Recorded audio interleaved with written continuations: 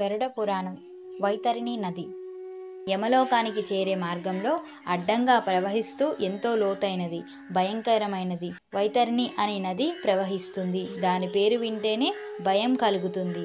ఇక దాన్ని చూస్తే చెప్పేదేముంది. ఆ వైతరిణి నది 100 ఆమడల వెడల్పుతో, చీము నెత్తురు ప్రవాహంతో, మాంసం బురదతో, ఎముకల గుట్టలతో అత్యంత జుగుప్సాకరంగా ఉండి భయాన్ని కలిగిస్తుంది. ఎంతో లోతైన ఆ నది దాటడానికి అలవి కాకుండా ఉంటుంది. ఆ నదిలో అసంఖ్యాకమైన వెంట్రుకలు నాచులా ఉంటాయి. అందులో భయంకరమైన మొసళ్ళు సంచరిస్తూ ఉంటాయి. అలాంటి వైతరిణి నది పాపాత్ములు తన దగ్గరికి రాగానే మంటలతో, పొగలతో ముందుకు దూసుకొస్తుంది.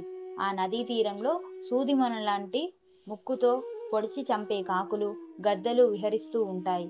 అలాగే జీవుల్ని చీల్చి చెండాడే ఎన్నో నీటి జంతువులు ఆ నదిలో సంచరిస్తూ ఉంటాయి.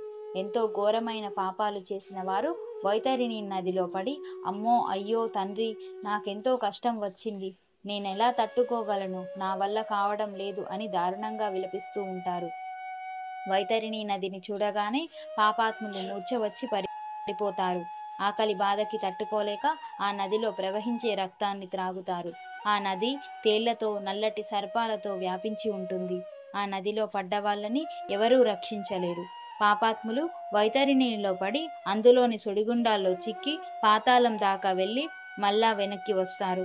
గరుత్మంతా, ఆ నది కేవలం పాపాత్ముల కోసం సృష్టించబడింది. దానికి అంతే లేదు.